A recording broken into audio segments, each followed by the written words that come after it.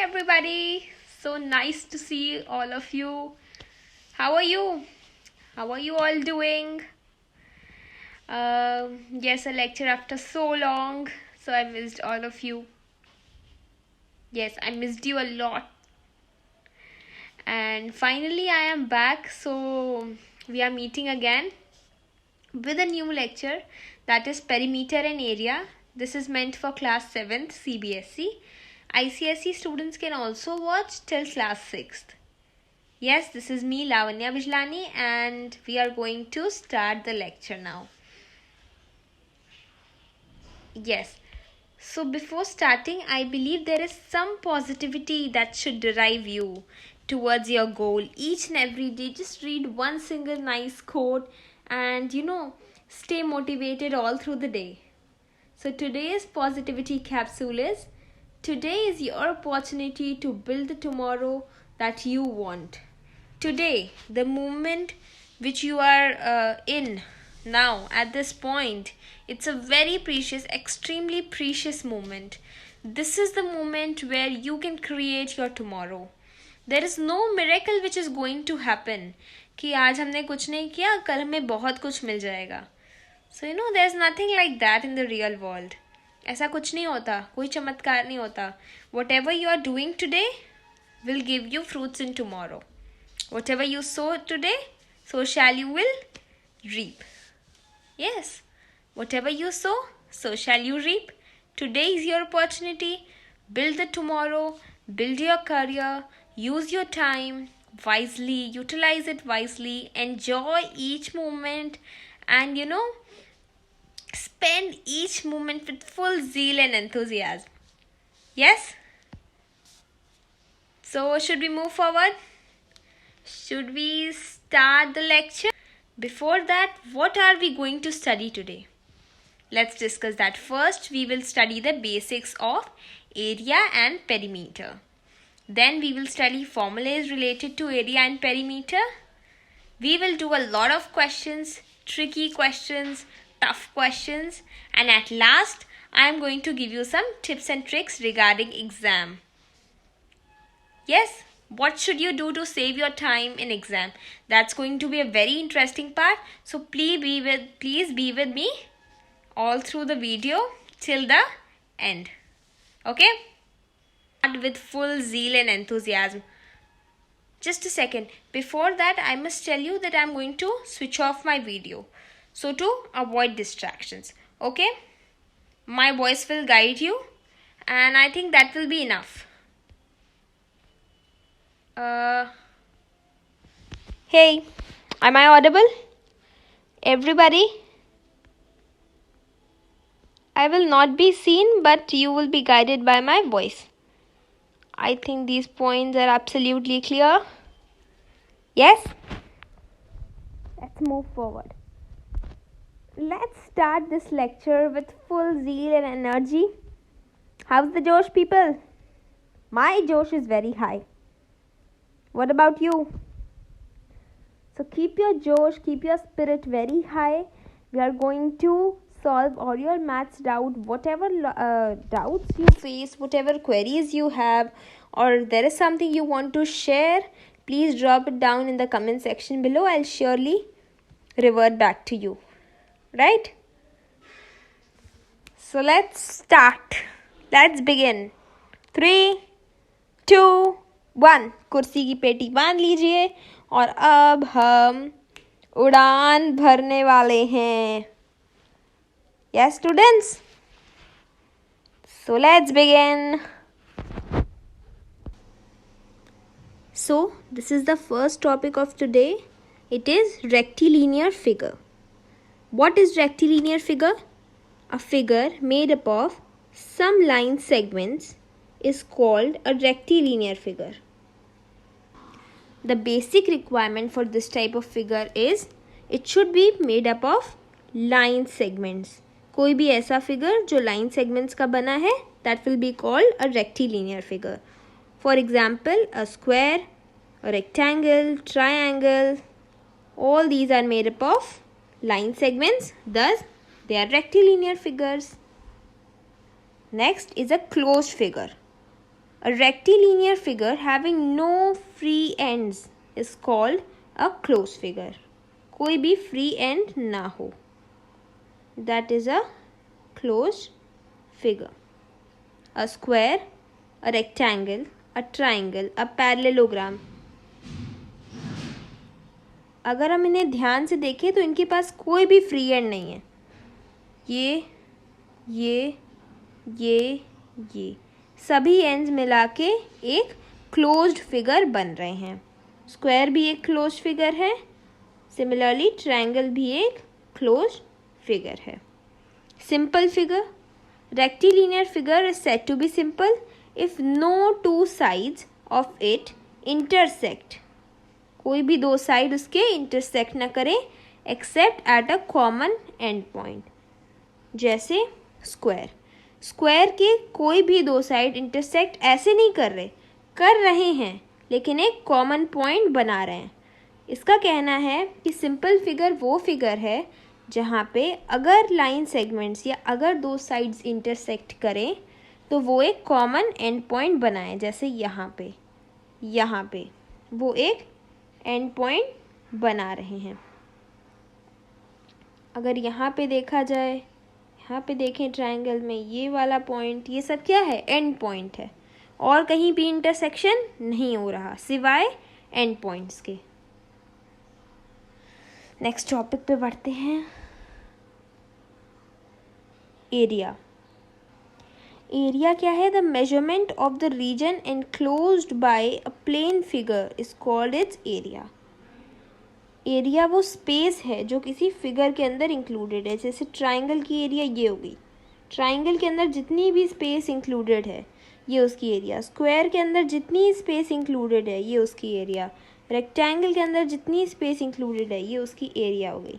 This is what is called area. जो भी space किसी फिगर के अंदर इंक्लूडेड है.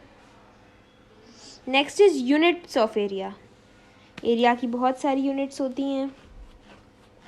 अब जैसे ये हम डिस्टेंस की यूनिट को लेके बता रहे हैं, अगर इसी में एरिया की यूनिट हमें बतानी होगी तो kilometre square, hectometre square, decametre square, centimetre square हो जाएंगे. कन्वर्जन टेबल भी बहुत सिंपली दिया हुआ है. किलोमीटर टू हेक्टोमीटर, एक सेकेंड हम एक दूसरा कलर लेते हैं. किलोमीटर टू हेक्टोमीटर, हेक्टो से डेका और डेका से मीटर. हम एक एक स्टेप छोटी यूनिट की तरफ जब बढ़ेंगे तो मल्टीप्लाई करेंगे 10 में. नीचे जाते जाते हम क्या कर रहे हैं? Multiply by 10, multiply by 10, multiply by 10. मैं बार बार बता रही हूँ. और हम छोटी जैसे मीटर से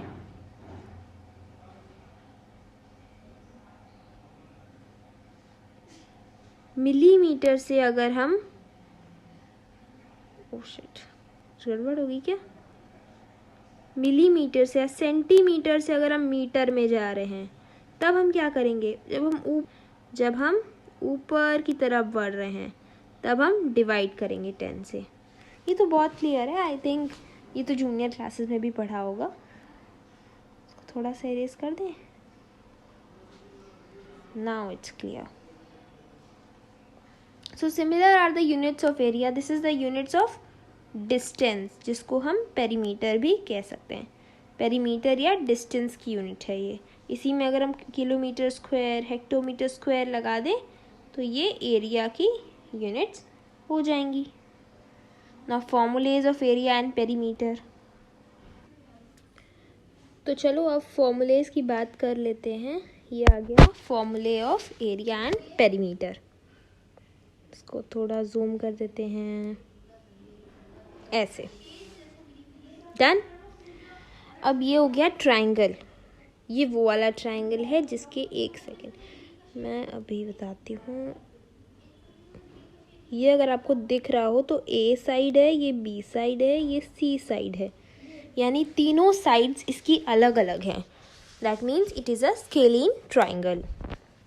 ठीक है. जहाँ पे बी क्या है? बेस ऑफ ट्रायंगल है और एच हाइट ऑफ ट्रायंगल है. एच भी हमें दिख रही है जो कि हाइट ऑफ ट्रायंगल है. इसकी पेरीमीटर कैसे निकालेंगे? Simply a plus b plus c. Semi perimeter भी हम निकाल सकते हैं इन केस क्वेश्चन आए a plus b plus c by 2, उसी का हाफ कर देंगे। Area half into base into height होती है। ये फॉर्मूला इम्पॉर्टेंट है, इस पे अगर हम चाहें तो स्टार मार्क कर सकते हैं। ये फॉर्मूला थोड़ा इम्पॉर्टेंट रहेगा। Area half into base into height है, और ये हमारे पास एक और एरिया का फॉर्मूला है, बट इस स्टेज पे ये इम्पॉर्टेंट नहीं है। ये वाला जो हमें सेकेंड फॉर्मूला दिख रहा है, इसे हम कहते हैं हेरॉन्स फॉर्मूला। ठीक है, जस्ट फॉर नॉलेज मैं बता रही हूँ, this is called Heron's formula at this stage. For your class it is not important. Equilateral triangle देख लेते हैं। इक्विलेटरल ट्राइंगल यानी तीनों साइड्स, अरे ज़रा मिस्टेक हो गई, आई थिंक अब ठीक है, ये अब ठीक है ना। चलो इक्विलेटरल ट्राइंगल की बात कर लेते हैं। इक्विलेटरल ट्राइंगल के केस में तीनों साइड्स इक्वल हैं। Length of all sides is a, सारे साइड्स की मेजरमेंट ए है, तो इसकी पेरीमीटर सिंपल हो जाएगी 3a। ठीक है, बहुत सिंपल है। एरिया इसकी हो जाएगी √3/4a², which at your stage is not important. अब जल्दी से स्क्वायर की बात कर लेते हैं। स्क्वायर के लिए तो सारा इम्पॉर्टेंट है। पेरीमीटर है 4a, एरिया है a²। स्क्वायर के लिए सारा इम्पॉर्टेंट, वैसे ही रेक्टेंगल के लिए ये पेरीमीटर हो गया 2 × l + b, और ये एरिया हो गया l × b। सारे के सारे इम्पॉर्टेंट हैं। ठीक है, मैं स्टार बना दे रही हूँ। 1 2 3 4 हो गए सारे इम्पॉर्टेंट। अब ध्यान से देखेंगे, हमारे पास पैरेललोग्राम बचा है। B for base of parallelogram, ये थोड़ा सा, हाँ, B for base of parallelogram, H for height of parallelogram.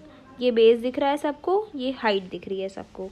Perimeter का फॉर्मूला क्या हो गया? 2 × a + b। ठीक है, a इसकी साइड है, ये वाली साइड, ये वाली साइड भी हो सकती है, कोई प्रॉब्लम नहीं है। और b क्या है? बेस, जहाँ पे एरिया होगा बेस इंटू हाइट। बेस और हाइट सबको क्लियरली विजिबल है, बहुत क्लियर है आई थिंक। और ये फॉर्मूला चार्ट जो है, ये बहुत बहुत प्यारी है, बहुत अच्छी सी है, जहाँ पे सारे फॉर्मूले कंसाइज तरीके से आपको एक जगह मिल जा रहे हैं। मेरा सजेशन ये रहेगा कि आप सब इन फॉर्मूलेस को एक जगह जॉट डाउन कर लें, so that it will be helpful in your exams, कि जब आप तुरंत उसको रिवाइज कर सकते हैं। प्लस जिनको भी ये चार्ट अच्छी लग रही है, मेरे एफ़र्ट्स अच्छे लग रहे हैं, प्लीज़ बच्चों, बहुत सारे एफ़र्ट्स लगते हैं ऐसा वीडियो क्रिएट करने में, ऐसा एक लेक्चर क्रिएट करने में। So please support me, please do like, share and subscribe. Okay, चलो जितने भी लोग देख रहे हैं प्लीज़ इस वीडियो को लाइक कीजिए एंड ज़्यादा से ज़्यादा लोगों को शेयर कीजिए। मेरा चैनल सब्सक्राइब कीजिए ताकि आप कोई भी नोटिफिकेशन मिस ना करें। ये होगी हाइट ट्रेपेजियम की, ये बेस, ये मतलब सारे साइड्स की दिया है, अलग अलग लेंथ है। ए और बी पैरेलल साइड्स की लेंथ है। एच इनके बीच का डिस्टेंस है। H is the distance between parallel sides, और you can say height. Perimeter क्या हो गया? सारे साइड्स का सम। और जस्ट अ सेकेंड, ये देखो, ये एरिया,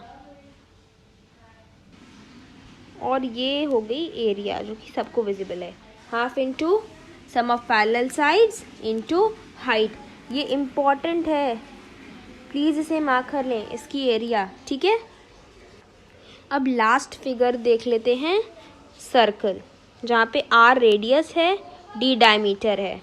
रिलेशन में बता दूँ, diameter is equals to 2 times of radius, radius का डबल, या हम ये भी कह सकते हैं कि radius is equals to diameter का हाफ। डायमीटर रेडियस का डबल होता है। यहाँ से यहाँ तक रेडियस है, अगर मैं इस पूरे को ले लूँ तो ये क्या हो जाएगी? डायमीटर। ठीक है, डन। जिसको नहीं पता है प्लीज़ नोट कर लीजिए, it is a very important concept. Perimeter क्या है? 2πr। पाई की वैल्यू होती है 22/7, पॉइंट में ले जाना हो तो 3.14। ये है पाई की value. Pi is a constant. Area क्या होती है? πr²। ठीक है, पाई इंटू रेडियस का स्क्वायर। क्लियर हो गया सबको? आई थिंक इतना सबको समझ में आया है। ओके डन, आगे बढ़े। अब सब बच्चे मेरी बात ध्यान से सुनेंगे। हम लोग आ गए हैं अब एक इम्पॉर्टेंट पॉइंट की तरफ, एरिया ऑफ 4 वॉल्स। कभी कभी होता है कि हमें किसी रूम में पेंटिंग करानी है, किसी रूम में पेंटिंग करानी है, तो हम सिर्फ 4 वॉल्स का एरिया लेते हैं। 4 दीवारी कहते हैं ना जिसको, 4 वॉल्स। सो रूम को कौन सराउंड करता है? 4 वॉल्स। हम इसकी सीलिंग को और फ्लोर को एक्सक्लूड कर देते हैं, सीलिंग को और फ्लोर को नहीं लेते। सबसे ऊपर कौन होता है? सीलिंग, जिसको हम इंक्लूड नहीं करेंगे और फ्लोर को भी इंक्लूड नहीं करेंगे। अगर हमें ऐसा कोई केस मिले जिसमें हमें 4 वॉल्स का एरिया चाहिए सिर्फ, तो ये हो गया उसका फॉर्मूला। सबसे इम्पॉर्टेंट फॉर्मूला है, please everybody note it down.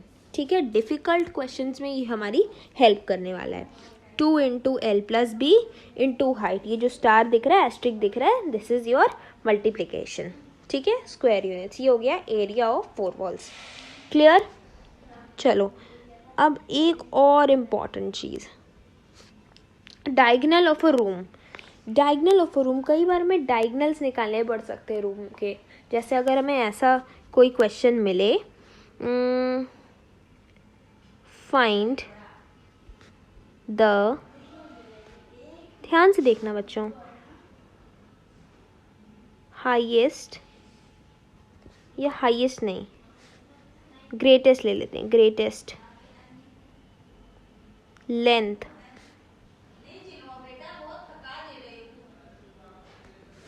Of rod, जिसको हम किसी रूम में प्लेस कर सकते हैं। Greatest length of rod that can be placed in a room. तो इस केस में आपको क्या निकालना पड़ेगा? आपको निकालना पड़ेगा इसका डायगोनल, जिसका फॉर्मूला मैं अभी यहाँ लिखने जा रही हूँ। Please every point has to be noted. ठीक है, सबसे ज़्यादा इम्पॉर्टेंट पॉइंट्स हैं ये। ये हो गया आपका फॉर्मूला, मैं यहाँ लिखने जा रही हूँ। L square plus b square plus h square. ठीक है, यूनिट्स। स्क्वायर नहीं लगेगा यहाँ पे, यहाँ हम एरिया की बात नहीं कर रहे हैं। Diagonal is also a kind of length. ठीक है, ये उसका फॉर्मूला है, very important, will be very helpful for difficult questions. In case हमें डिफ़िकल्ट क्वेश्चन सॉल्व करने होंगे तो हमें इस फॉर्मूले की ज़रूरत पड़ सकती है। ठीक है, चलो आगे बढ़ते हैं। एरिया ऑफ स्क्वायर, अब सबको पता चल गया है ना? एरिया ऑफ स्क्वायर, साइड का स्क्वायर, साइड इंटू साइड, या साइड स्क्वायर भी हम कह सकते हैं। जितना इजीली हो सकता है मैं उतना इजी बता रही हूँ। किसी साइड ऑफ स्क्वायर निकालना हो तो क्या करेंगे? अंडर रूट, इन केस हमें एरिया दे रखी है और हमें साइड निकालना है, तो साइड का फॉर्मूला क्या हो जाएगा? Under root area. ठीक है, diagonal of a square, by in case हमें डायगोनल निकालना हो, कोई स्क्वायर रूम है, उसमें कुछ फिट करना है, कोई rod, greatest length of rod fit करनी है, तो ये हो गया डायगोनल का फॉर्मूला। कुछ फॉर्मूलेज इसमें से, ऐसे कुछ फॉर्मूलेज हैं जो कि एनसीईआरटी में गिवन नहीं है। For your kind information, these formulas may be important in solving difficult questions. In case अगर कोई डिफ़िकल्ट क्वेश्चंस आता है तो ये फॉर्मूलेज आपकी हेल्प करेंगे, प्लीज़ इन्हें नोट कर लें। ठीक है, अभी मैं इतना फॉर्मूला इरेज कर रही हूँ, फिर मैं 6th वाला और 7th वाला, जैसे कि एरिया ऑफ स्क्वायर, 2 बार आ गया क्या एरिया ऑफ स्क्वायर? अच्छा, आई गॉट इट। इसको हटा देते हैं, फिर हम बाकी के 2 फॉर्मूलेज लिखेंगे। ठीक है, अगर आपने नोट नहीं किया है then in case please note it down.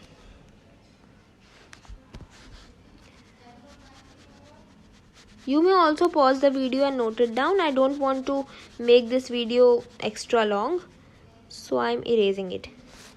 ठीक है, आ जाते हैं 6th वाले पे, एरिया ऑफ स्क्वायर। अब area of square by chance हमें साइड नहीं गिवन है, इन केस हमें साइड की वैल्यू नहीं गिवन है, तो हम क्या करेंगे, डायगनल गिवन है। अब डायगनल गिवन है तो हमें डायगनल वाला फॉर्मूला लगाना पड़ेगा, और वो तुम तभी लगा पाएंगे जब हमें फॉर्मूला आता होगा।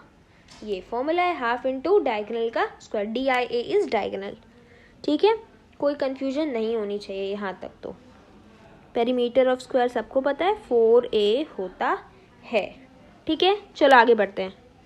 समझ में आ गया diagonal of square. In case हमें साइड की वैल्यू नहीं दी है तब भी हम एरिया की वैल्यू निकाल सकते हैं थ्रू द डायगनल। ठीक, लेट्स मूव फॉरवर्ड। चलो भाई, then the explanation part is over, और अब क्या आता है, question time. So everybody get ready with a notebook and a pen और a pencil, solve it accordingly. पहला क्वेश्चन आपकी स्क्रीन पे जस्ट आने वाला है। So 3, 2, 1 go. This is your first question. अब इसका थोड़ा सा मैं कलर चेंज कर लूँ, ग्रीन कर लेते हैं। ठीक है, और पेंसिल की लेंथ भी कम कर देते हैं। The length and breadth of a rectangular field are 120 metre and 75 metre respectively. 120 metre length है, ठीक है, ब्रेथ क्या है 75 मीटर। एरिया ऑफ फील्ड पूछ रहा है, area of field, this is the first part. और इसी क्वेश्चन में सेकेंड पार्ट क्या दिया, and the cost of turfing it at ₹15 पर मीटर स्क्वायर। ठीक है, सेकेंड पार्ट क्या है, the perimeter of the field and the cost of fencing it. Fencing it यानी आसपास थोड़ा फेंस लगाना। फेंस लगाना क्या होता है, कभी किसी खेत में ताकि एनिमल्स एंटर ना कर जाएं, कोई ग्रेजिंग हर्बीवोर ना एंटर कर जाए, तो हम लोग फेंसिंग करते हैं, थोड़ा आसपास थोड़ा बाउंड्री ऊंचा करवा देते हैं। That is called your fencing. इसको हिंदी में शायद बाड़ बनाना कहते हैं, और इसका रेट है 40 पर मीटर। तो मैं अभी पहले इसे सॉल्व नहीं करूँगी, I will give you some time, तो आप पॉज करके इसे सॉल्व कर लीजिए। Then I will solve it and explain it to you. आप अपने आंसर से मेरा आंसर मैच करें, and then the benefit of this video will be maximum. 3, 2, 1 सबने पॉज किया, ट्राई किया, बढ़े आगे, एक्सप्लेन करें। चलो आओ इसका सल्यूशन देखते हैं। तो पहला पार्ट देखते हैं क्या था, लेंथ एंड ब्रेथ गिवन थी, एरिया हमें निकालना था। सिंपल रेक्टेंगुलर फील्ड का एरिया निकालने के लिए हम फॉर्मूला लगाएंगे L इंटू बी। इसकी थोड़ी सी थिकनेस ज़्यादा कर लें। लेंथ इंटू ब्रेथ क्या आ जाएगा, 120 इंटू 75, क्या आ जाएगा इसका सल्यूशन करने पे 9000। मैंने कैलकुलेट कर लिया है, आप भी कैलकुलेट कर सकते हैं। इसका यूनिट क्या आएगा एक बार देख लेते हैं। हाँ मीटर्स है ना, तो मीटर स्क्वायर। ठीक है, अब पहले इसमें टर्फिंग करनी है। टर्फिंग क्या होता है, घास लगाना। ठीक है, आप किसी एरिया में ग्रास लगाते हैं तो ऑब्वियसली आप ग्रास कहाँ लगाते हैं, बीच में लगाते हैं या बाउंड्री पे लगाते हैं, बीच में लगाते हैं, राइट। बाउंड्री पे नहीं लगाते, बाउंड्री पे हम तो क्या लगाते हैं, बाड़ लगाते हैं, फेंसिंग करते हैं, फेंस लगाते हैं, है ना, प्रोटेक्शन के लिए। और घास लगानी हो तो बीच में लगाते हैं। कोई ऐसा तो नहीं है जो साइड में लगाता है, बाउंड्री पे लगाता है, नहीं है ना। ओके चलो, तो टर्फिंग करनी है। टर्फिंग का रेट क्या है, ₹15 पर मीटर स्क्वायर। यानी 1 मीटर स्क्वायर के लिए, 1 मीटर स्क्वायर ग्रास लगाने के लिए आपको कितने पे करने पड़ेंगे, 15 रुपीज़। ठीक है, तो 9000 मीटर स्क्वायर ग्रास लगाने के लिए क्या करना पड़ेगा, 9000 इंटू 15 करना पड़ेगा, नहीं करना पड़ेगा। यस, चलिए आंसर बताइए। यहाँ लिख दूँ, यहाँ पे लिख दूँ आंसर 135 एंड 000। यहाँ क्लियर नहीं हो रहा, एक सेकेंड, मैं ना उधर ही लिख देती हूँ नेक्स्ट पेज पे। चलो आंसर क्या आ जाएगा 135,000। इसकी यूनिट क्या होगी, रुपीज़ में आएगा, ठीक है, कॉस्ट है, राइट। नेक्स्ट पार्ट सॉल्व करें, सबने नोट किया, आंसर मैच किया। चलो इसको मैं क्लियर कर दूं, नेक्स्ट पार्ट सॉल्व करते हैं। The perimeter of the field and the cost of fencing it eight ₹40 पर मीटर। पेरीमीटर, पेरीमीटर का फॉर्मूला तो सिंपल है, रेक्टेंगल का पेरीमीटर निकालना है। साथ साथ बोलिए पेरीमीटर का फॉर्मूला क्या है, 2 × L + B। सॉल्व कर सकते हैं नहीं, 2 × 120 + 75, इजीली सॉल्व हो जाएगा। 591 क्या आ जाएगा, 390 मीटर। पेरीमीटर की यूनिट क्या होती है, मीटर, क्योंकि एक डिस्टेंस है ना, एक तरीके की बाउंड्री है, एक तरीके का डिस्टेंस है, ठीक है। तो अगर आप नोट कर लिया हो तो मैं इसको क्लियर करूं और फिर हम इसका कॉस्ट निकालते हैं। चलो इसको क्लियर करते हैं, डन। अब इसकी फेंसिंग का कॉस्ट, 1 मीटर के लिए कितना कॉस्ट है, ₹40। तो 390 मीटर्स आया था हमारा आंसर। 390 मीटर्स के लिए कितना कॉस्ट है, 390 × 40। चलो सारे सॉल्व करो जल्दी, फास्ट। क्या आ जाएगा, 15,600। ओके, चलो आया सबको समझ में। ये फर्स्ट क्वेश्चन था, आई थिंक सबको क्लियर हुआ होगा। टर्फिंग घास लगाना होता है जो कि हम बीच में लगाते हैं तो हम एरिया निकालेंगे। फेंसिंग बाड़ लगाना होता है जो कि हम बाउंड्री पे प्रोटेक्शन के लिए लगाते हैं तो हम पेरीमीटर निकालेंगे, ठीक है। क्यों निकाल रहे हैं, कैसे निकाल रहे हैं, हम दोनों देख सकते हैं। आगे बढ़े, चलो हाई जोश के साथ सेकंड क्वेश्चन की तरफ। यस, आ गया सेकंड क्वेश्चन, पढ़ के देखते हैं। Length and breadth of rectangular, breadth की स्पेलिंग गलत है क्या, डी होना चाहिए ना, चलो कुछ नहीं होता। Of a rectangular field are in the ratio 3:2। If the area of the field is 3456 metre square, find the cost of fencing it at ₹60 per metre. मैंने क्वेश्चन रीड कर लिया है, अब आप वीडियो को पॉज करें और तुरंत जल्दी से अपनी कॉपीज में ट्राई करें। चलो ये वाला क्वेश्चन करते हैं, एक सेकेंड।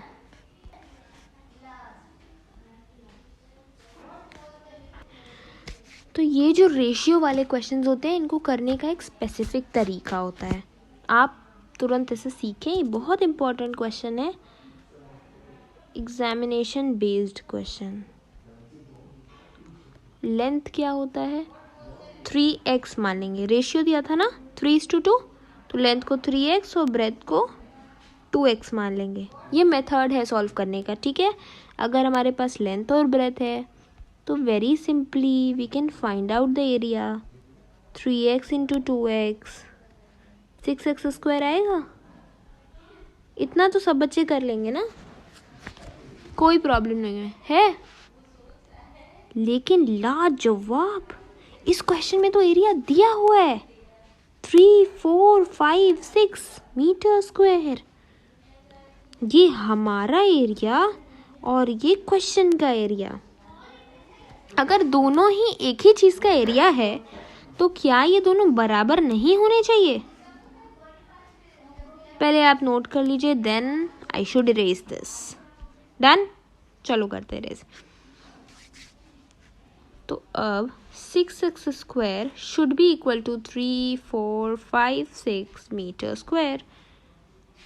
x square क्या हो जाएगा? 3, 4, 5, 6 upon 6. That will be 576. तो x क्या हो जाएगा? 24. Now here I would request all the students, please square और square roots learn कर लीजिए. That will be very helpful for your calculations. Squares and square roots up till 20, कम से कम 20 तक, और if you can learn तो आप 30 तक भी learn कर लीजिए. There is no issue. ठीक है, कोई प्रॉब्लम नहीं होने वाली. 30 तक आप लर्न कर सकते हैं इजीली. x की वैल्यू आ गई. डन. इतना हो गया सबका. इरेज कर रही हूँ मैं. अब कितने बच्चों को याद है कि मैंने लेंथ को 3x माना था और मेरे पास तो अब x की वैल्यू चली आई है. तो 3 × 24 72 मीटर आएगा. वैसे ही ब्रेथ को मैंने 2x माना था. 2 × 24 हम निकाल सकते हैं 48 मीटर्स. बोलो, निकाल सकते हैं 48? थोड़ा सा बेकार सा लिखा गया 4, कोई फ़र्क नहीं पड़ता. चलो 48 मीटर. लेंथ ब्रेथ आ गई. लेंथ ब्रेथ आ सकती है तो पेरीमीटर आ सकता है कि नहीं? बोलो, आ सकते हैं ना? 2 × L + B 240 मीटर. 9 लग रहा है क्या? 4 बना दें. 240 मीटर. आराम से आ गया पेरीमीटर. पेरीमीटर आ गया तो कॉस्ट ऑफ फेंसिंग क्या आएगी? कॉस्ट ऑफ फेंसिंग 1 मीटर के लिए हमें चाहिए 60 रुपीज़. 60 रुपीज़.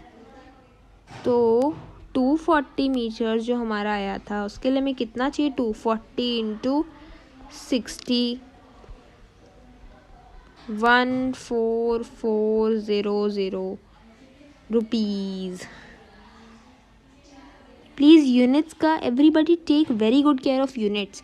कॉस्ट है तो रुपीज़ लगेगा, पेरीमीटर है तो मीटर सेंटीमीटर लगेगा, एरिया है तो मीटर स्क्वायर सेंटीमीटर स्क्वायर लगेंगे. ठीक है. Be very precise with the units. बहुत क्लियर रहना है यूनिट्स के साथ. यूनिट्स बहुत ज़रूरी हैं. गलत लगाने पे आपके मार्क्स कट सकते हैं. बढ़ चले हम क्वेश्चन नंबर 3 पे. जल्दी से पॉज करें या ट्राई करें. एरिया निकालना है रेक्टेंगल का, एक रेक्टेंगुलर प्लॉट का, जिसकी एक साइड की मेजरमेंट तो दी है. दूसरा साइड का है? दूसरा साइड नहीं है, डायगोनल दिया हुआ है 37 मीटर्स. अब डायगोनल वाला फॉर्मूला लगाना पड़ेगा. बहुत से बच्चे तो यही सोच रहे होंगे. चलो मैं हिंट दे देती हूँ, डायगोनल वाला कोई फॉर्मूला नहीं लगाना है. अब बताओ. चलो अब बताओ. लेंथ ब्रेथ नहीं है, डायगोनल है. पॉज किया, ट्राई किया. अब मैं ट्राई करूँगी. तो इसके लिए पहले मैं बना लेती हूँ एक फिगर. सुंदर सा रेक्टेंगुलर प्लॉट पूछा है तो रेक्टेंगुलर प्लॉट बना लेते हैं. ABCD इसका नामकरण कर देते हैं. ठीक. और अब डायगोनल की बात करी है इसने तो अच्छी बात है, एक डायगोनल बना लेते हैं. ठीक. चलो, AB की लेंथ, एक लेंथ की दिया है 35 मीटर, एक डायगोनल दिया है 37 मीटर. इसको x मान लेते हैं, गिवन नहीं है. ठीक है. अब कितने बच्चों को ये दिख रहा है कि ये ट्राइंगल एक राइट एंगल ट्राइंगल है. इस ट्राइंगल को मैं कलर कर रही हूँ. ये एक राइट एंगल ट्राइंगल है. बहुत से होशियार बच्चे समझ गए होंगे कि अब उन्हें क्या करना है. Hypotenuse given, base is given. Can you find out the height? Yes. चलो हाइट निकालते हैं. पाइथागोरस थ्योरम सबको आता है. आई थिंक अभी तक तो सबको आता होगा. AC² = AB². अच्छा, कोई ऐसा है क्या जिसको पाइथागोरस थ्योरम में प्रॉब्लम है कोई ऐसा? 37 स्क्वायर ब्रैकेट में कर देते हैं, 35 स्क्वायर। एक सेपरेट वीडियो चाहिए क्या पाइथागोरस थ्योरम पे? चलो बताओ, किसी को है प्रॉब्लम? 37 स्क्वायर माइनस 35 स्क्वायर, यही एक्स स्क्वायर आ जाएगा। सॉल्व करने पे एक्स स्क्वायर आएगा 144। ठीक है, आप सब प्लीज़ सॉल्व करके देख लेना। तो एक्स क्या आ जाएगा? 12। अब ये मैंने तुरंत 12 कैसे निकाला? क्योंकि मुझे square and square roots learn है। प्लीज़ आप square and square roots learn कर लें। जो अच्छे बच्चे हैं मेरे, वो 30 तक तो ज़रूर लर्न कर लेंगे। ठीक, बहुत ज़रूरी होता है, कैलकुलेशंस में आपकी बहुत हेल्प करता है। ठीक है, प्लीज़ इसे लर्न कर लीजिए। अब हमें निकालना क्या था? एरिया निकालना था हमें, एरिया निकालना था प्लॉट का। एरिया कैसे निकलेगी? Length into breadth. क्या मेरे पास लेंथ है? हाँ जी लेंथ है, और अब तो ब्रेथ भी है। ब्रेथ मेरी 12 आई है। सॉल्व करने पे 420। यूनिट्स का ध्यान रखें, मीटर स्क्वायर आएगा। एवरीबॉडी आया? सबका ये आंसर? बहुत इजी क्वेश्चन था। नहीं, थोड़ा सा ट्रिकी था, थोड़ा सा ट्रिकी लगा होगा, समझ नहीं आया होगा पहले डायगोनल का क्या करें, एरिया कैसे निकालें। इस वीडियो को प्लीज़ एंड तक देखिए, बहुत अच्छे क्वालिटी क्वेश्चंस हैं। So please do not ever skip this video. आपकी एग्जामिनेशंस के लिए बहुत हेल्पफुल हो सकता है आपको मार्क्स गेन करा दे। मुझे तो लगता है ऐसा कराने वाला है बहुत सारे बच्चों को। ठीक है, तो there are very good quality questions. Simple formula based नहीं, आपको दिमाग लगाना पड़ेगा। राइट, चलो आ गया अगला क्वेश्चन। लेकिन इसमें कुछ झोलमाल लगता है, कुछ गड़बड़ है क्या? इसको ध्यान से देखना। तो 8√2 मीटर्स है, 8√2 मीटर्स है। डायगोनल की लेंथ दी है, whose diagonal is 8√2 metres. Area निकालनी है आपको, डायगोनल दी है। फॉर्मूला सबको पता है, जिसने ध्यान दिया होगा, नोट किया होगा, लर्न किया होगा, उसको फॉर्मूला पता है। बहुत simple formula, half into diagonal का स्क्वायर, यही आता है एरिया का फॉर्मूला। सबने सॉल्व किया? मैं सॉल्व करूं? हाफ इंटू 8√2 का स्क्वायर। नेक्स्ट पेज पे करूं क्या? हाफ इंटू 8√2 का स्क्वायर। तो क्या आ जाएगा? एक सेकेंड। Half into 64 into 2। 8 का स्क्वायर 64, √2 का स्क्वायर 2, 2 कैंसिल, 64 आ गई एरिया। मीटर स्क्वायर लगेगा यूनिट्स। ठीक है, फॉर्मूला बेस था, लेकिन ये फॉर्मूला एनसीईआरटी में गिवन नहीं है। प्लीज़ इस फॉर्मूले को याद रखें, आपके लिए बहुत हेल्पफुल हो सकता है। ठीक है, चलो नेक्स्ट। पॉज कर रहे हैं, ट्राई कर रहे हैं। फेंसिंग का कॉस्ट निकालना है, ₹16 पर मीटर। अच्छा, कॉस्ट दिया हुआ है, आई एम सॉरी, कॉस्ट दिया हुआ है। रीपिंग का कॉस्ट निकालना है, रीपिंग का हमें निकालना है, फेंसिंग का दिया हुआ है। रीप आप कहाँ करते हैं? फसल कहाँ लगाते हैं? कहाँ लगाते हैं? सो मतलब फसल लगाना, बीज बोना। रीप मीन्स काटना। फसल की कटाई कहाँ होती? बाउंड्री पे, खेत में, बीच में, खेत की एरिया में ना। रीपिंग करनी है 35 पर 100 मीटर। 100 मीटर्स की कॉस्ट है ये, ₹35। देखें कौन कौन निकाल लेता है। चलो चलो चलो, कमेंट सेक्शन में मुझे ज़रूर बताना किसके कितने क्वेश्चन सही हुए। किसके 2 सही हुए, किसी के 4 सही हुए, 5 सही हुए, 6 सही हुए, सारे सही हुए। ठीक है, आई वुड बी वेटिंग। चलो अब मैं करूँ,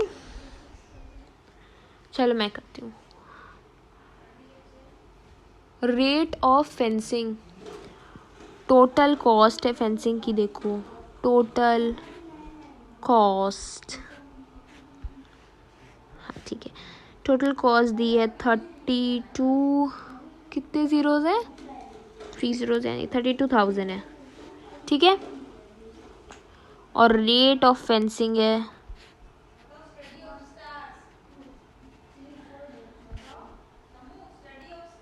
16 रुपीज़। ठीक है, ये मैंने, एक सेकेंड, 16 रुपीज़। ओके, तो पेरीमीटर कैसे निकालेंगे बताओ, कोई बता सकता है? पूरे कॉस्ट को अगर हम रेट से डिवाइड कर दें तो क्या हमें पेरीमीटर नहीं मिल जाएगा? कैंसिल करेंगे क्या आ जाएगा? 2000। बहुत सारे बच्चों ने कर लिया होगा 2000 मीटर, बहुत सिंपल था। ट्रिकी लगा, थोड़ा सा ट्रिकी लगा, इजीली नहीं दिया था। रेट यानी हर एक मीटर की कॉस्ट कितनी है? 16, और टोटल कॉस्ट कितनी आई? 32,000। तो टोटल पेरीमीटर कितना होगा, डिवाइड कर देंगे। ठीक है, और ये तो चारों साइड्स का पेरीमीटर आया, ये तो, एक सेकेंड, ये तो चारों साइड्स का आया। एक साइड का निकालने के लिए क्या करेंगे, इसको इरेज करते हैं। एक साइड का निकालने के लिए क्या करेंगे, इसी को 4 से डिवाइड कर देंगे, तो एक साइड का आ जाएगा 500 मीटर। बोलो आ गया? आ गया। सबसे पहले हमने रेट दिया था और टोटल कॉस्ट दिया था, तो हमने पेरीमीटर निकाल लिया। फिर हमने 4 साइड का, ही तो पेरीमीटर तो 4 साइड का हुआ ना। एक साइड का निकालने के लिए क्या करेंगे, 500 मीटर। अब बताओ एरिया निकल सकती है? एरिया निकल सकती है स्क्वायर की? साइड इंटू साइड होता है, side into side, side into side, इसीलिए मैंने एक साइड का निकलवाया। क्यों ज़रूरत पड़ी? क्योंकि हमें एरिया निकालना था। ध्यान देना यूनिट्स का, it should be metre square. अब कॉस्ट ऑफ रीपिंग इतना लिख लो, मैं इरेज करूं। अब cost of reaping, 100 metre reap करने के लिए ₹35 लगते हैं। 1 मीटर यूनिटरी मेथड लगाना है, 1 मीटर रीप करने के लिए 35/100 लगेंगे, तो 254 टाइम्स 0 ना करने के लिए कितने लगेंगे? यूनिटरी मेथड से हम निकाल सकते हैं।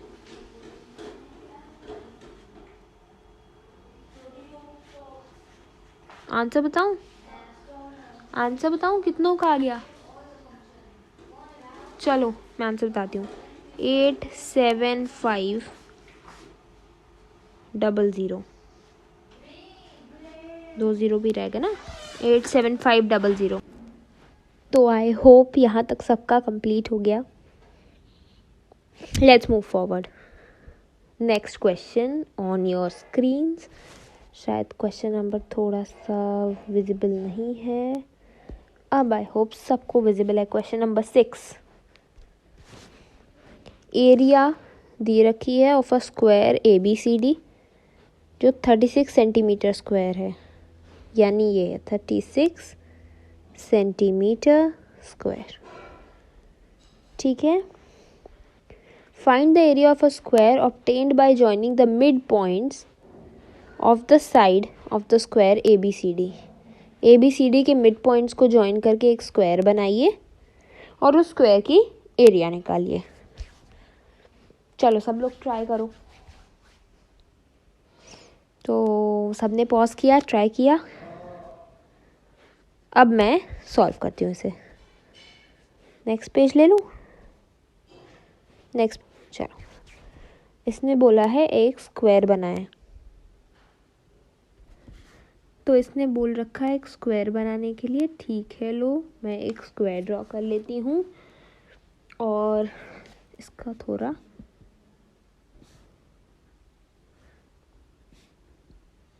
ये हो गया इसका नामकरण ABCD।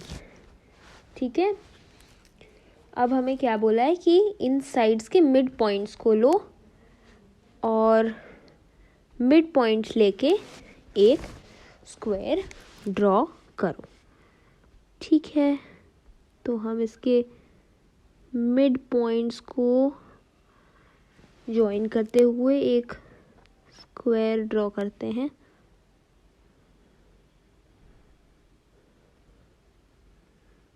आई होप ठीक बना है, थोड़ा सा गड़बड़ हो गया, एनीवेज ठीक है, अब बन गया square. It's about a square. ठीक है, चलो अब इस स्क्वायर को मान लेते हैं PQR। पार्डन में अगर हैंड राइटिंग किसी को थोड़ी सी पुअर लग रही है। ठीक है, हैंड राइटिंग का क्या है ना, मैं थोड़ा फिंगर से लिख रही हूँ तो हो सकता है थोड़ा प्रॉब्लम। क्यों, थोड़ा सा फिर से बना देते हैं, कुछ नहीं होता। PQRS सबको देखने लगा ये स्क्वायर। अब ABCD की एरिया दी हुई है, तो एरिया ऑफ ABCD, ये वाला बेटर है क्या? आई थिंक ये वाला बेटर है। क्या दिया है? 36 सेंटीमीटर स्क्वायर। लगता है यही ठीक लग रहा है। तो इसकी अगर हमारे पास एरिया है तो हम साइड भी निकाल सकते हैं, √36। सिंपल फॉर्मूला है, मैंने आप सबको बता रखा है ऑलरेडी। इस स्टेज तक तो आपको समझ में आ जाना चाहिए।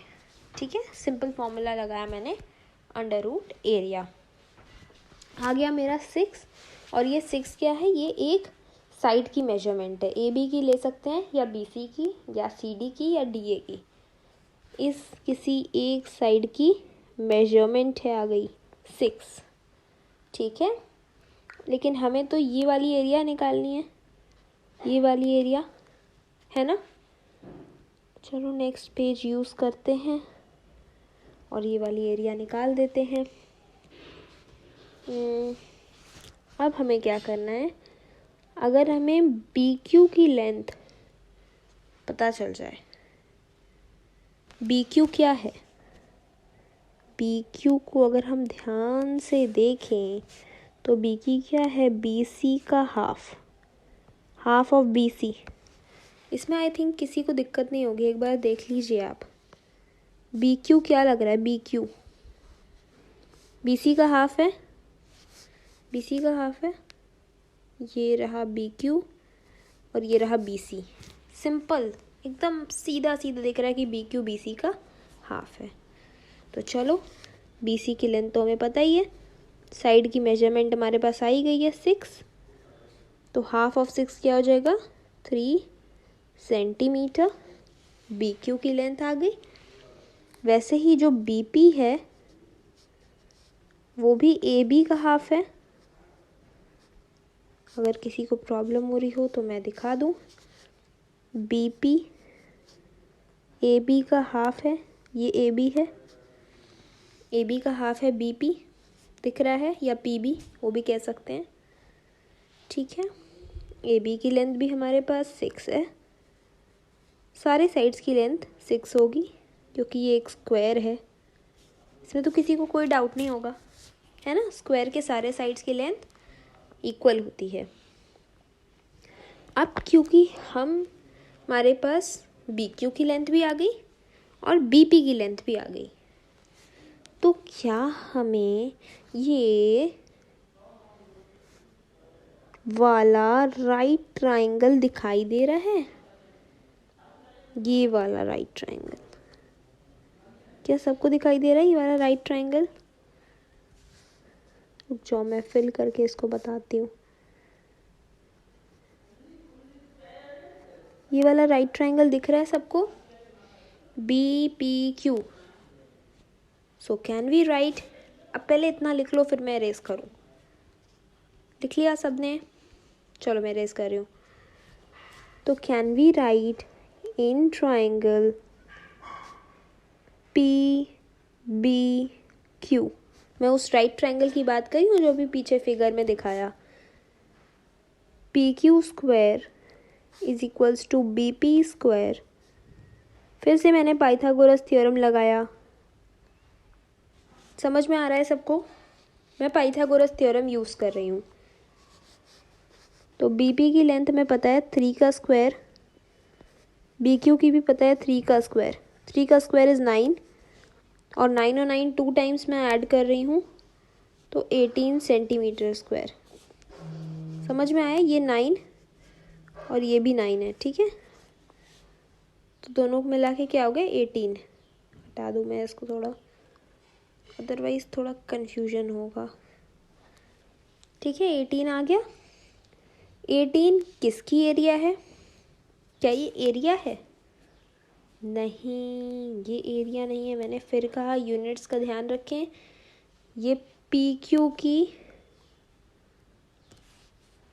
एक सेकेंड, ये स्क्वायर मैंने क्यों लगाया? क्योंकि ये PQ स्क्वायर की वैल्यू है। PQ स्क्वायर की वैल्यू है 18। तो PQ की वैल्यू क्या होगी? √18। कोई कन्फ्यूजन? PQ की वैल्यू क्या होगी? √18। √18 को हम 3√2 लिख सकते हैं। 3√2 कैसे? किसी को देखना है? अभी दिखाती हूँ। देखो, √18, क्या हम इसको 9 × 2 लिख सकते हैं 18 को? इसमें तो किसी को कोई डाउट नहीं है, 9 × 2 18 ही होता है। मैंने 18 को ब्रेक कर दिया 9 और 2 में। 9 3 का स्क्वायर है, तो यानी 3 रूट के बाहर आ जाएगा और 2 रूट के अंदर रह जाएगा।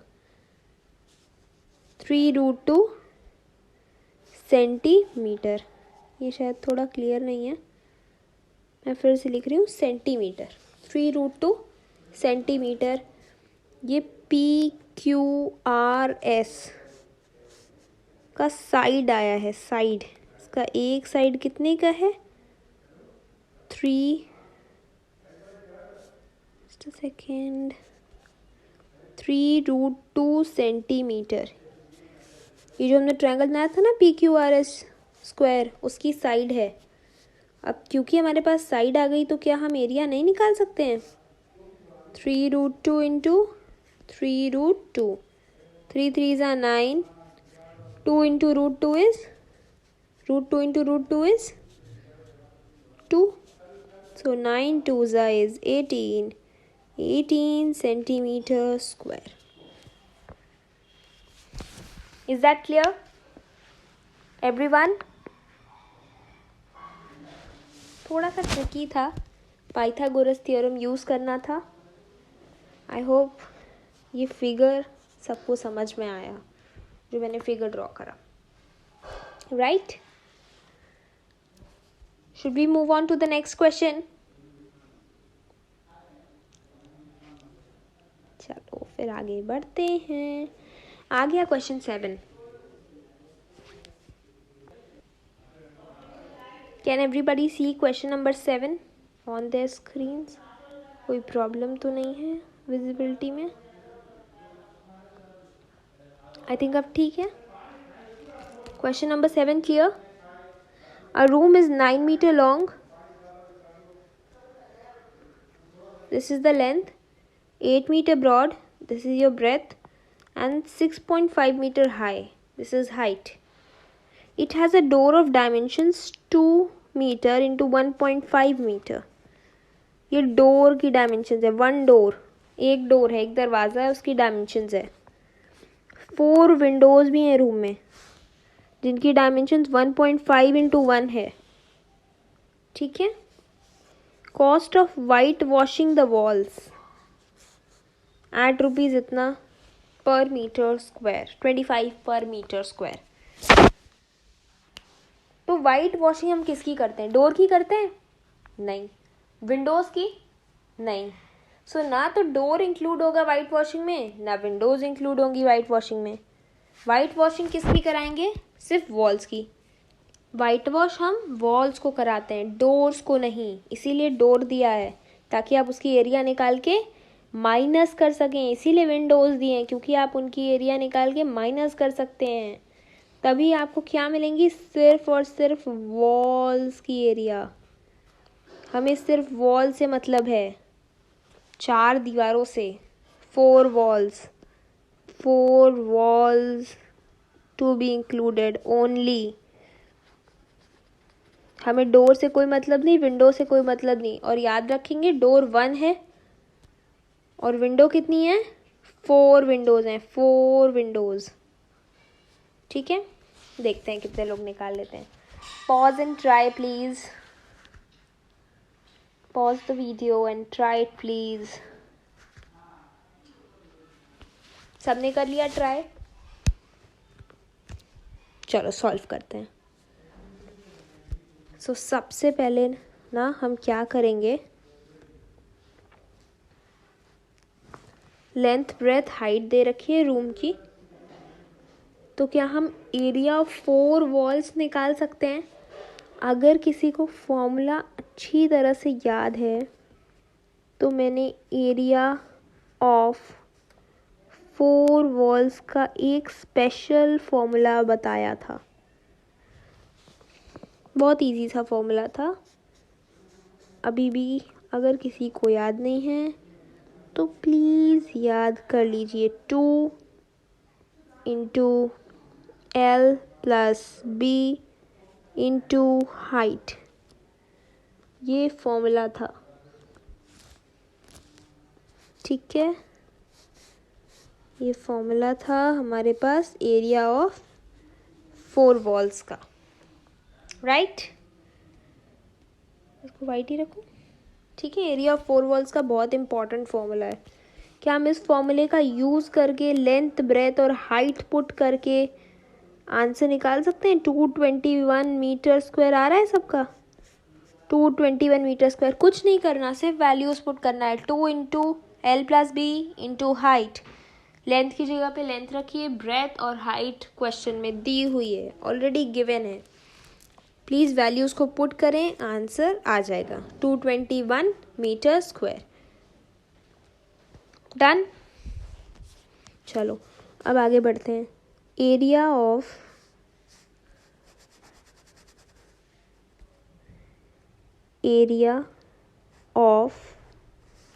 डोर, 1 डोर, एक दरवाज़ा है रूम में। हमें वाइट वॉशिंग में दरवाज़ा तो नहीं कराना ना, white wash.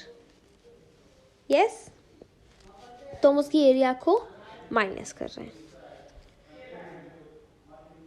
Length into breadth. किसी को अगर कोई डाउट है तो एक बार फिर से डोर का देख लें। डोर की लेंथ 2 मीटर दी है, ब्रेथ 1.5 दी है। चाहे तो 1.5 रख सकते हैं। I am putting it in fraction. 3/2 is also 1.5।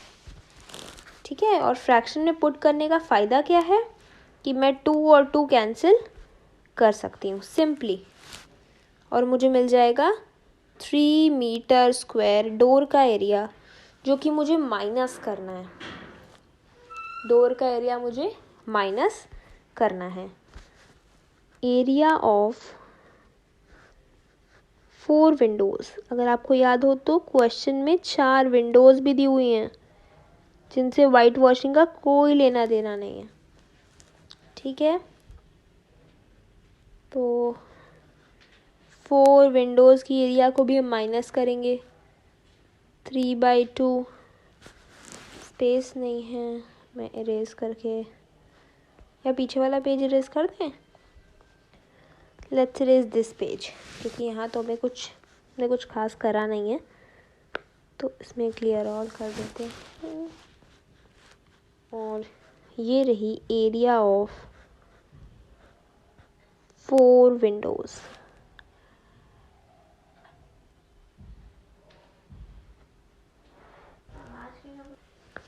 Okay, so area of 4 Windows, 4 into 4 Windows का निकालना है, इसीलिए 4 का मल्टीप्लाई कर रहे हैं, 3/2। फिर से मैंने 1.5 को 3/2 और 1 लिख लिया है। फिर से मुझे यही फ़ायदा होगा कि कैंसिल ईजिली हो जाएगा। 3 2 6, 6 मीटर स्क्वायर आ गई विंडो की एरिया।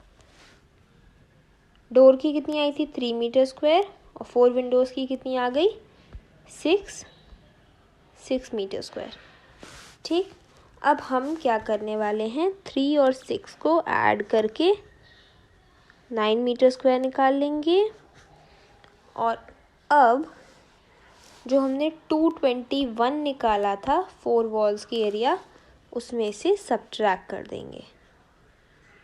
आई होप सबको ये समझ में आ रहा है कि मैं ऐसा क्यों कर रही हूँ, because door and Windows will never be included in your white washing.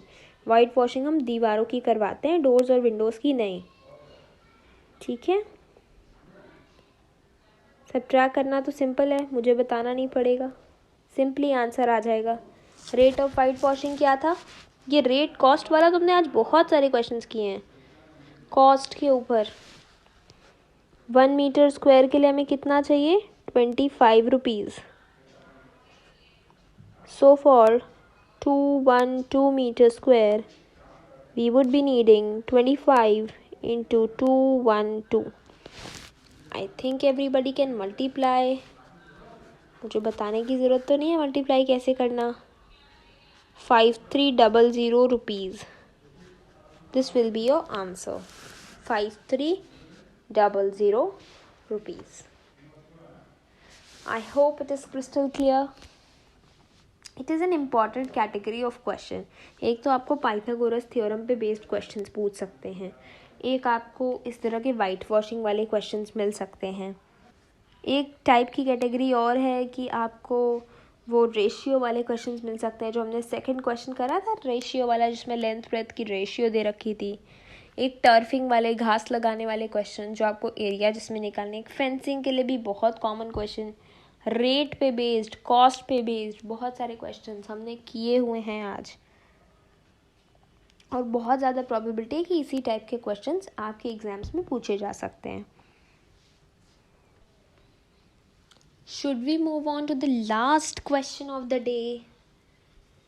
आज का आखिरी सवाल, तो चलते हैं आगे। A room is 7 meter long,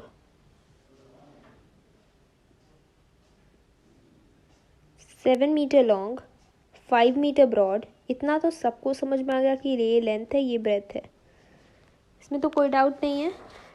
It has one door measuring 2 into 1.5. This is your area given. 2 windows, यहाँ पे 4 नहीं 2 windows हैं, इनकी मेजरमेंट भी दे रखी है। Cost of painting the walls, is that clear? कितनों को क्लियर हो गया कि आपको करना क्या है? बहुत क्लियर हो गया होगा। देखो कॉस्ट दिया हुआ है ₹80 पर मीटर, और इसकी कॉस्ट टोटल दे रखी है। Find the height of the room. थोड़ा सा ट्विस्टेड सवाल, थोड़ा सा ट्विस्टेड क्वेश्चन, बहुत थोड़ा सा। इसमें लेंथ ब्रेथ दी है, हाइट पूछ रही है, कौन कौन निकालेगा? चलो देखते हैं, let us C. I think बहुत सारे बच्चे निकाल सकते हैं, some are very smart. Length breadth दी है, हाइट पूछ रही है, कॉस्ट दे रखा है, रेट दे रखा है। क्या हमारे पास कॉस्ट और रेट है तो हम 4 वॉल्स का एरिया निकाल सकते हैं? क्या हमने क्वेश्चन नंबर 5 इस तरह का सवाल किया था जहाँ पर रेट और टोटल कॉस्ट दोनों दे रखी थी? चलो याद करो, सॉल्व करके दिखाओ। Please do tell me in the comment section कि कितनों के कितने सारे क्वेश्चंस खुद से सॉल्व किए या पूरे कंप्लीट करेक्ट हुए।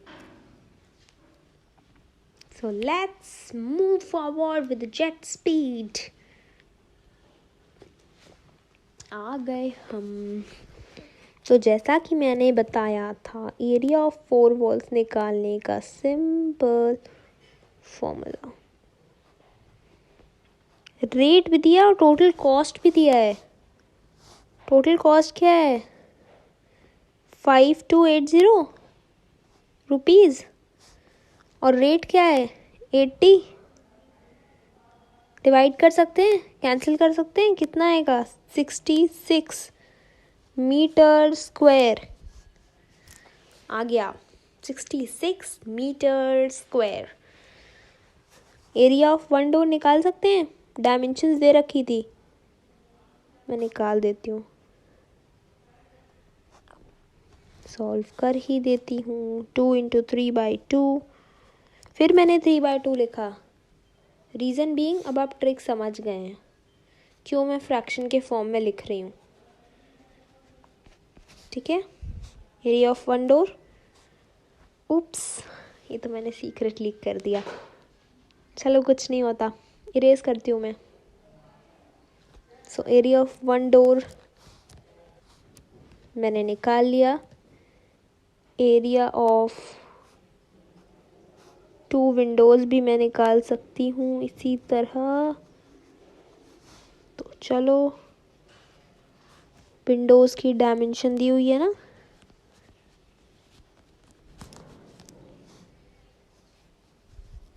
ठीक है। टोटल क्या हो गया? Total area to be excluded 6 metre square हो गया। 3 डोर का, 3 विंडोज़ का, 4 वॉल्स की एरिया क्या हो गई?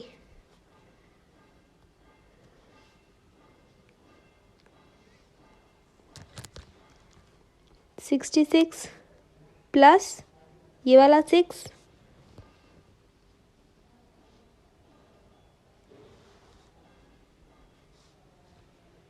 72 मीटर स्क्वायर।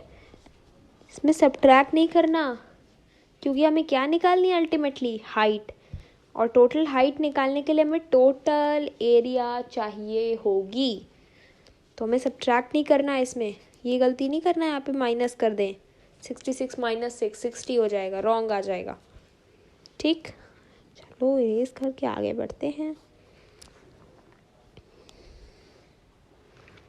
अब क्योंकि हमने 72 निकाल लिया है, लेकिन हम 4 वॉल्स की एरिया का पेरीमीटर जानते, सॉरी, एरिया का फॉर्मूला जानते हैं।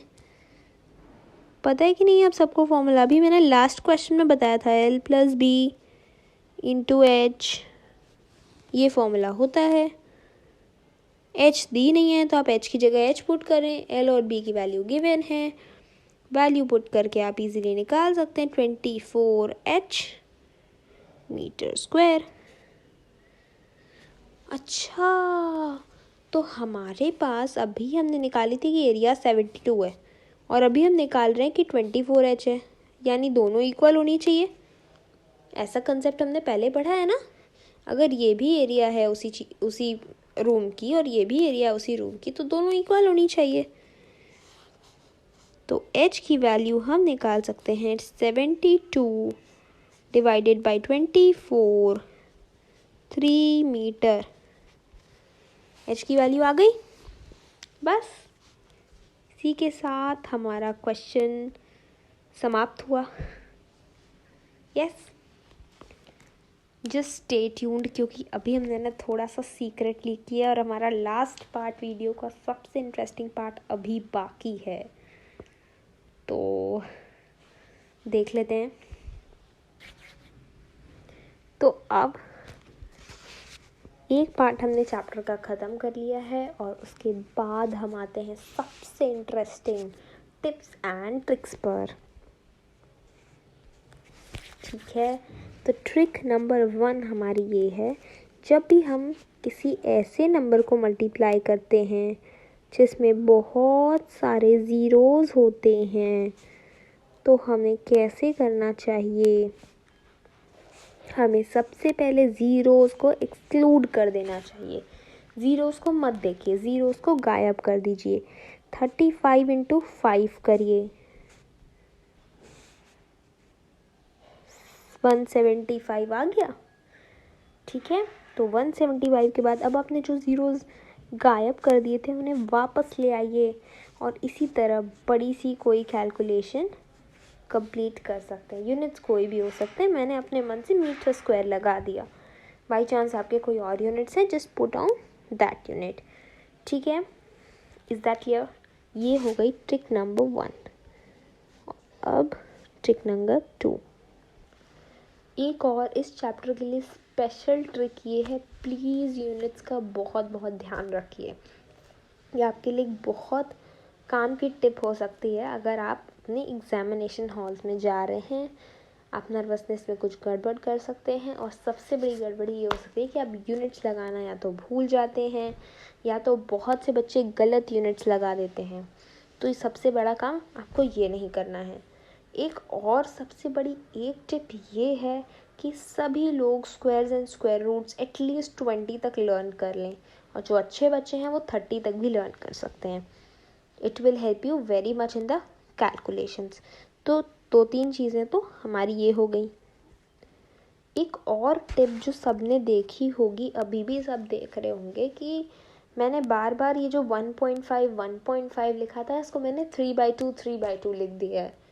पिछले क्वेश्चंस में आपने देखा होगा। दैट इज़ बिकॉज कि 2 ईजिली कट सकता है, फ्रैक्शन है तो हम उसको ईजिली काट सकते हैं। हम हमेशा कैलकुलेशन को कट शॉर्ट करते हैं, ना कि उसे बढ़ाते हैं। 1.5 लिखते तो पॉसिबली हम मल्टीप्लाई कर लेते, हमें कोई दिक्कत नहीं होती, बट हो सकता है पॉइंट प्लेसिंग में हम कोई गड़बड़ कर देते। तो प्लीज़ ऐसा कोई काम मत कीजिए जहाँ पे कोई भी गड़बड़ की आशंका हो। जैसे एक और ट्रिक ये है आपके लिए, जैसे अगर ये 1000 है, √1000, अगर आपको ये कहीं मिल जाता है तो आप क्या लिख सकते हैं? 10 × 10 × 10। आपको थाउजेंड्स को ऐसे ब्रेक करना है कि वो स्क्वायर दिखने लगे। अब ये जब 2 बार आया 10 और 10, तो एक 10 बाहर आ जाएगा। जब 2 बार ये चीज़ें आ जाती, कोई नंबर 2 बार रिपीट होता है तो एक उसका रिप्रेजेंटेटिव बाहर आ जाता है रूट के, और एक 10 अंदर रह जाएगा। इसमें भी कोई मिस्टेक ना करें, क्योंकि अब आप रूट्स और स्क्वायर से इनकाउंटर कर रहे हैं। काफ़ी बार आपका इनकाउंटर हो चुका है, आप सामने से फेस कर रहे हैं, रूट्स आ गए, स्क्वायर्स आ गए। ठीक है, तो इसमें भी गड़बड़ होने के चांसेस हैं। सेकेंडली, फॉर्मूला में भी गड़बड़ होने के चांसेस हैं। तो प्लीज़ फॉर्मूलाज अच्छे से मेमोराइज़ करें, उसको वैल्यूज़ अच्छे से पुट करें, कैलकुलेशन अच्छी करें, ट्राई करें चीज़ों को काफ़ी बार प्रैक्टिस करने की। एक और टाइप के क्वेश्चन था जहाँ पे टोटल कॉस्ट और रेट दोनों दे रखे थे, वहाँ पे आपको एरिया या पेरीमीटर निकालना था। सिंपली उसे डिवाइड करें, एरिया पेरीमीटर निकल जाएगा। यूनिट्स का ध्यान रखें, कई बार यूनिट्स 2-3 यूनिट्स में फंसा देता है सवाल, तो आप उसका भी ध्यान रखें कि सारी चीज़ों को पहले एक यूनिट में कर लें, फिर उसके बाद कन्वर्जन करके सबको एक यूनिट में ले आएँ और फिर सॉल्व करें। वाइट वॉशिंग के टाइम आप डोर्स और विंडोज़ को एक्सक्लूड कर देते हैं, डोर्स और विंडोज़ की एरिया को 4 वॉल्स के एरिया से हटा देते हैं। पाइथागोरस थ्योरम का ध्यान रखें, पाइथागोरस थ्योरम का यूज़ भी आ सकता है, जैसे कि हम पिछले 2-3 क्वेश्चंस में कर भी चुके हैं। डायगोनल्स को लेके कुछ स्पेशल फॉर्मूले हैं जिनका आपको ध्यान रखना चाहिए। बाई चांस क्वेश्चन को थोड़ा सा ट्विस्ट करने के लिए साइड्स नहीं दिया और ओनली डायगोनल्स गिवन है, तो आप क्वेश्चंस को लीव आउट ना करें, इसके लिए डायगोनल्स के फॉर्मूलेज भी देख लें। इसके बाद आप क्या कर सकते हैं, प्रैक्टिस के लिए आप किसी भी बुक से एक, या तो मेरा रिकमेंडेशन रहेगा कि आप ज़्यादातर NCERT या RS अग्रवाल का यूज़ कर सकते हैं। आप उसमें फर्स्ट एक्सरसाइज लगा के देखें, आपको बहुत सारा क्लैरिटी मिलेगा और बहुत सारा। सो आई थिंक इतना काफ़ी है आज के लिए, और प्लीज़ मेरे चैनल को लाइक, शेयर, सब्सक्राइब कीजिए, because it takes a lot of effort, a lot of hard work to put on these kinds of lectures. And for more reference and practice, you may use any standard book such as NCERT or maybe RS Agrawal. you may solve the question, and if there are any doubts, please do comment down in the comment section below. Hey everyone, am I visible? So that's all for today. I hope सबको मज़ा आया होगा. मेरे साथ मुझे बड़ा मज़ा आया seeing you all, teaching you all. So I enjoyed a lot. I hope you did the same. I'll see you the next time. Till then, bye bye. And before that, please like, share, and subscribe to my channel. It really takes in a lot of time and a lot of effort to create this type of content. So if you enjoyed, please like and please share it with all of your friends and let them enjoy the benefit of this lecture too. Bye bye. See ya.